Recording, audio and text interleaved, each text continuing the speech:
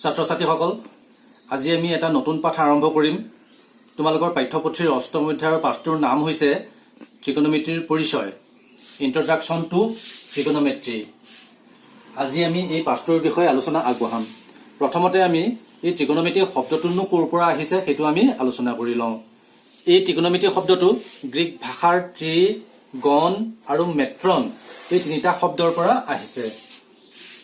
Greek ভাষাত ত্ৰি মানে তিনি, থ্ৰী,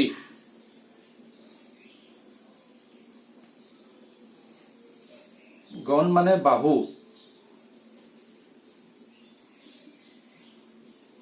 সাইড,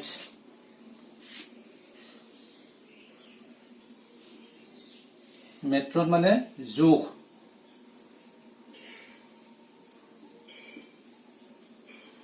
মিজাৰ।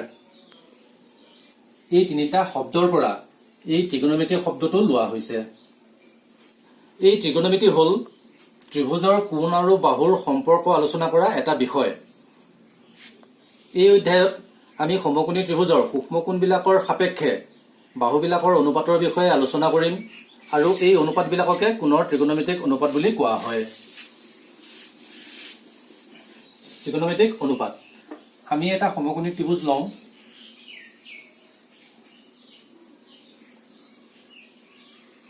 ABC এটা সমকোণী ত্ৰিভুজ আৰু ইয়াত বি কোণটো হ'ল এক সমকোণ। এই বি কোণৰ বিপৰীত বাহুডালক অতিভুজ বোলে।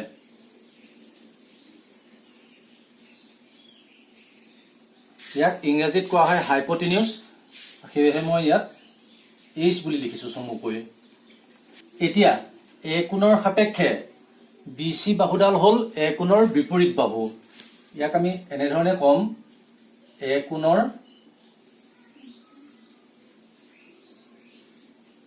বিপৰীত বাহু। আকৌ এই সূক্ষ্ম কোণটো গঠন কৰা বাহু দুডাল হ'ল AC আৰু AB।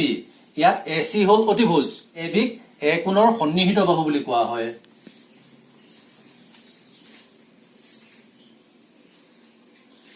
এতিয়া তোমালোকে আৰু এটা কথা মনত ৰাখা যে এটা সমকোণী ত্ৰিভুজৰ ক্ষেত্ৰত এটা কোণৰ সাপেক্ষে সেই কোণটোৰ বিপৰীত বাহুডালক লম্ব বুলি কোৱা হয়। ইয়াত আমি এ কোণৰ বিপৰীত বাহুডালক কি বুলি ক'ম? লম্ব। লম্বক ইংৰাজীতে পাৰপেণ্ডিকুলাৰ বুলি কোৱা হয়, গতিকে মই চমুকৈ পি বুলি লিখি দিছো। আকৌ এ কোণৰ সন্নিহিত বাহুডালক ভূমি বুলি কোৱা হয়। ভূমিক ইংৰাজীতে বেছ বুলি কয়, সেয়েহে মই চমুকৈ বি বুলি লিখি দিছো। ইয়াত আমি এ কোণ সাপেক্ষে আলোচনা কৰিলো। যদি চি কোণ সাপেক্ষে হয়, ত্ৰিভুজটো একেটাই ৰাখি পেলাই যদি আমি চি কোণৰ সাপেক্ষে আমি বাহুবিলাক চাওঁ, তেতিয়াহ'লে আমি কি পাম? চি কোণ সাপেক্ষে এ বি হ'ব চি কোণৰ বিপৰীত বাহু আৰু এই বাহুডালক লম্ব বুলি কোৱা হ'ব। আকৌ BC বাহুডাল চি কোণৰ সন্নিহিত বাহু হ'ব আৰু এই বাহুডালক ভূমি বুলি কোৱা হ'ব।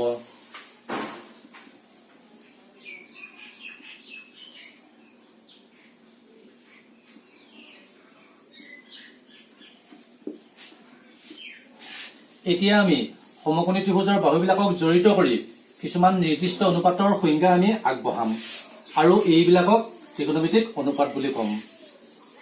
এই ABC সমকোণী ত্ৰিভুজটোত যি তিনিটা বাহু আছে, এই তিনিটা বাহুৰ পৰা আমি দুটা দুটা বাহুৰ অনুপাত ল'ম আৰু এনেধৰণে যদি আমি দুটা দুটা বাহুৰ অনুপাত লওঁ, তেতিয়াহ'লে আমি 6টা অনুপাত পাম। তোমালোকে চালে বুজি পাবা। চোৱা, BC by AC,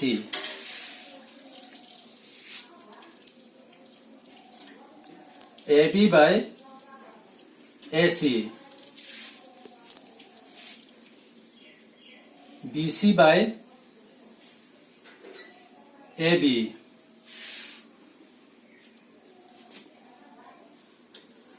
AC by BC, AC by AB,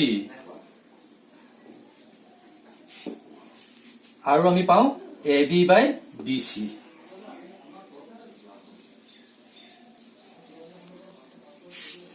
এতিয়া আমি এই AB, BC আৰু AC বাহুৰ পৰা দুটা দুটা বাহু লৈ আমি 6টা অনুপাত পাইছো। তোমালোকে ইয়াতে চালে বুজি পাবা যে ইয়াত যিবিলাক আমি অনুপাত লিখিছো এই অনুপাতবিলাক ৰিপিট হোৱা নাই। BC by AC, AB by AC, BC by AB, AC by BC, AC by AB আৰু AB by BC। এতিয়া আমি BC বাহুটোক কি বুলি কৈছিলো? লম্ব।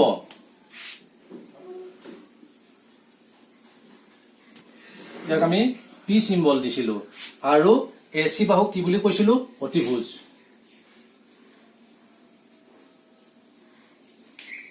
H মানে BC by AC equal to লম্ব বাই অতিভুজ। ইয়াৰ পিছত আছে AB by AC। AB ক আমি কি বুলি কৈছো? ভূমি। ইয়াক B বুলি লিখিছো।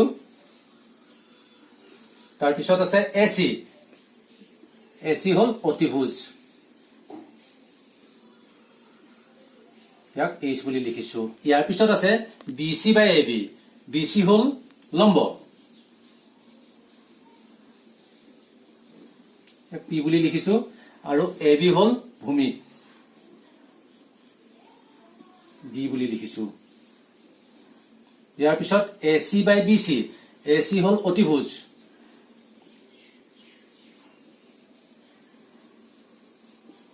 H BC। BC হল লম্ব। P AC by AB। AC হল অতিভুজ।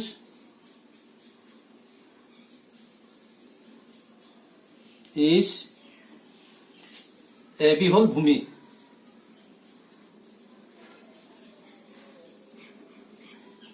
AB by BC। AB হল ভূমি।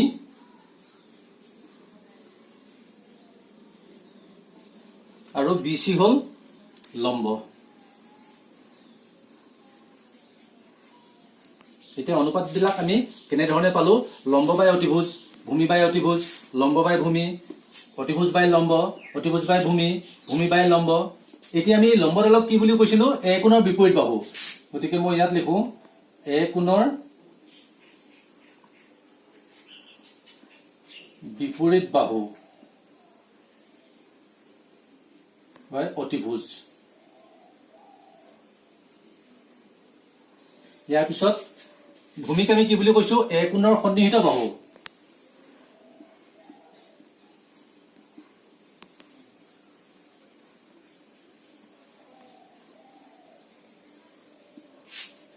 অতিভুজ।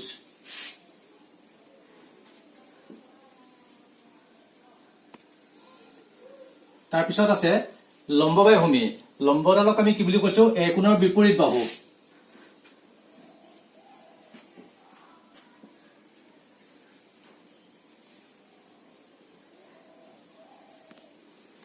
আৰু ভূমিডালক কৈছো এ কোণৰ সন্নিহিত বাহু।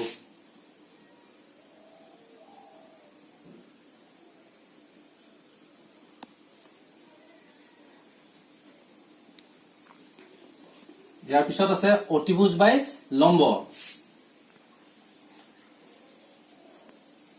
অতিভুজ আৰু লম্বডালক কৈছো এ কোণৰ বিপৰীত বাহু।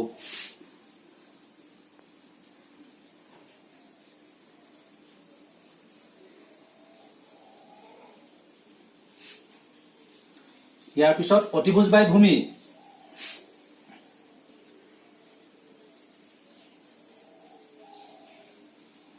ইয়াত ভূমিডাল হল এ কোণৰ সন্নিহিত বাহু।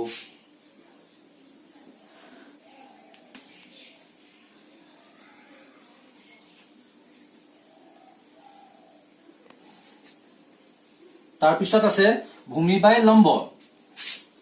ভূমিডাল হল এ কোণৰ সন্নিহিত বাহু ইডাল।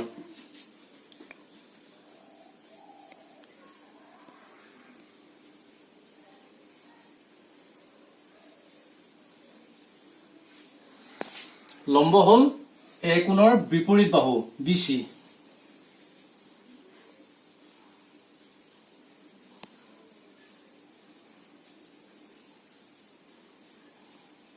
এতিয়া আমি যি 6টা অনুপাত পালো এই 6টা অনুপাতক তুমি এনেধৰণে ক'ব পাৰা যে এ কোণৰ বিপৰীত বাহু বাই অতিভুজ, এ কোণৰ সন্নিহিত বাহু বাই অতিভুজ, এ কোণৰ বিপৰীত বাহু বাই এ কোণৰ সন্নিহিত বাহু।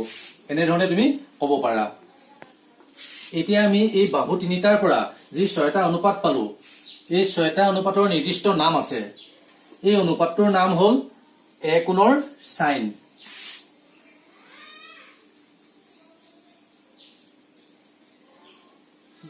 ইয়াক চমুকৈ সাইন এ বুলি লিখা হয়। ইয়াত লিখা হৈছে SINE সাইন, আৰু চমুকৈ যেতিয়া লিখা হয় তেতিয়া SIN সাইন এ। এই অনুপাতটোৰ নাম হ'ল এ কোণৰ কসাইন।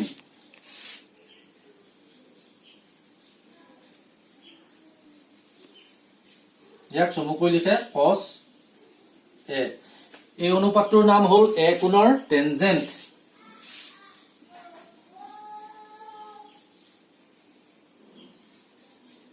ইয়াক চমুকৈ লিখে টেন এ। এই অনুপাতটোৰ নাম হ'ল এ কোণৰ কোছেকেণ্ড।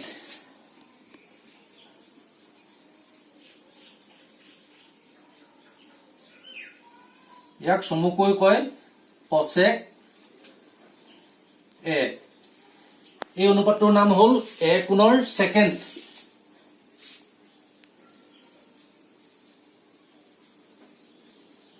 ইয়াক চমুকৈ কয় সেক এ।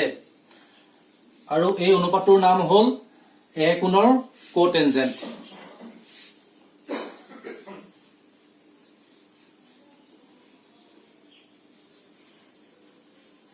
আৰু ইয়াক চমুকৈ কয় কট এ।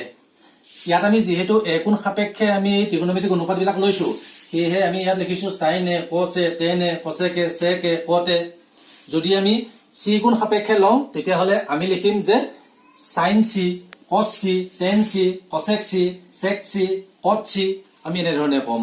আৰু তেতিয়া এই বাহুবিলাকো সলনি হ'ব, কিয়নো চি কোণ সাপেক্ষে লম্ব হ'ব এই এ বি বাহুডাল, আৰু চি কোণ সাপেক্ষে ভূমি হ'ব B C বাহুডাল। A B বাহুডাল C কোণৰ বিপৰীত বাহু হ'ব, আৰু বি চি বাহুডাল চি কোণৰ সন্নিহিত বাহু হ'ব। ছাত্ৰ ছাত্ৰীসকল, তোমালোকে এইখিনি ভালদৰে চাবা। তোমালোকৰ যেনেধৰণে মনত থাকে তেনেধৰণে মনত ৰাখিবলৈ চেষ্টা কৰিবা। ইয়াতে মই এনেধৰণে লিখিছো পাৰপেণ্ডিকুলাৰ বাই হাইপোটেনিউজ, বেছ বাই হাইপোটেনিউজ, পাৰপেণ্ডিকুলাৰ বাই বেছ, বা তুমি এনেধৰণে মনত ৰাখিব পাৰা লম্ব বাই অতিভুজ, ভূমি বাই অতিভুজ, লম্ব বাই ভূমি। নাইবা তুমি এনেধৰণেও মনত ৰাখিব পাৰা যে এ কোণৰ বিপৰীত বাহু বাই অতিভুজ, এ কোণৰ সন্নিহিত বাহু বাই অতিভুজ, এ কোণৰ বিপৰীত বাহু বাই এ কোণৰ সন্নিহিত বাহু। তোমালোকে যেনেধৰণে মনত ৰাখিবলৈ সহজ পোৱা তেনেধৰণে তোমালোকে মনত ৰাখিবা। এতিয়া তোমালোকে ইয়াতে চোৱা সাইন এৰ লগত কসেক এ কি সম্পৰ্ক আছে। তুমি ইয়াত যদি চোৱা sine A B C by A C আৰু cosec A C by B C. Sine A is equal to আমি ইয়াত কি পাইছো B C by A C. ইয়াক মই এনেধৰণে লিখিব পাৰো 1 by A C by B C. তেতিয়াহ'লে মই কি পাম A C by B C, A C by B C. এইটো A C by B C আমি কি পাওঁ কসেক এ, কসেক এ। এতিয়া তোমালোকে এটা কথা গম পাইছা যে sine A is equal to 1 by cosec A. Sine A is equal to 1 by cosec A. ইয়াৰ পিছত তোমালোকে চোৱা cos A, cos A is equal to আমি কি পাইছো cos A is equal to A B by A C. ইয়াক মই এনেধৰণে লিখিব পাৰো 1 by A C by A B. তেতিয়াহ'লে 1 by A C by A B আমি ইয়াত ক'ত পাইছো A C by A B, A C by A B ইয়াত পাইছো। এইটো কি আছিলে সেক এ। তেতিয়াহ'লে আমি ইয়াৰ পৰিৱৰ্তে ইয়াত লিখো সেক এ। তাৰমানে আমি কি গম পালো cos A is equal to 1 by sec A. ইয়াৰ পিছত আমি এইটো চাওঁ টেন এ।